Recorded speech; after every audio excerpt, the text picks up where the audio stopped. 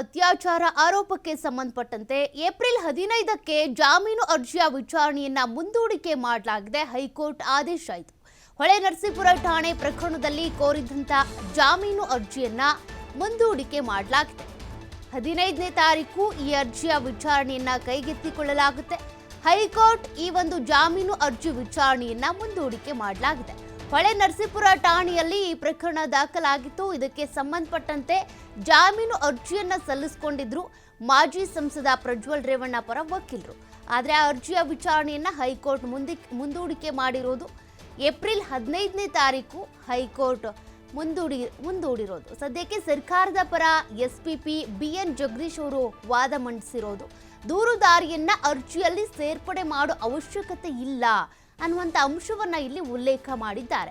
ಇನ್ನು ಜಾಮೀನು ಅರ್ಜಿಗೆ ಆಕ್ಷೇಪಣೆ ಸಲ್ಲಿಸೋದಕ್ಕೆ 15 ದಿನ ಕಾಲಾವಕಾಶಕ್ಕೆ ಮನವಿ ಮಾಡಿಕೊಂಡಿದ್ದಾರೆ.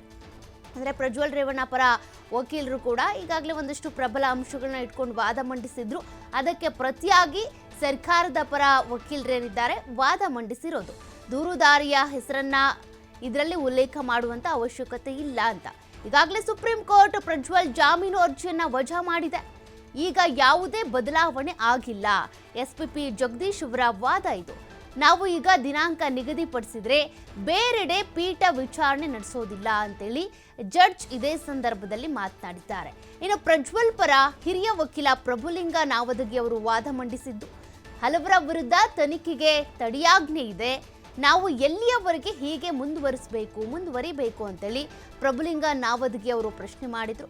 ಇನ್ನು ಜಾಮೀನು ಅರ್ಜಿಗೆ ಆಕ್ಷೇಪಣೆ ಸಲ್ಲಿಸಿ ಅಂತ ಎಸ್ಪಿಪಿಗೆ ಹೈಕೋರ್ಟ್ ಸೂಚನೆಯನ್ನ ಕೊಟ್ಟಿದೆ. ಜಾಮೀನು ಅರ್ಜಿಗೆ ಅಂದ್ರೆ ಒಂದು ತಕರಾರು ಅರ್ಜಿ ಅಥವಾ ಆಕ್ಷೇಪಣೆ ಸಲ್ಲಿಸುವಂತ ಅರ್ಜಿಯನ್ನ ಹಾಕೊಂಡು ವಾದ ಮಂಡಿಸಬೇಕು ಅಂತ. ಯಾತಕ್ಕಾಗಿ ಜಾಮೀನು ಕೊಡಬಾರ್ದು ಅನ್ನೋದಕ್ಕೆ ಅರ್ಜಿ ಸಲ್ಲಿಸಿ ಆಕ್ಷೇಪಣೆಯನ್ನ ಮಾಡಿ ಅಂತೇಳಿ ಹೈಕೋರ್ಟ್ ಆದೇಶ ಕೊಟ್ಟಿರೋದು.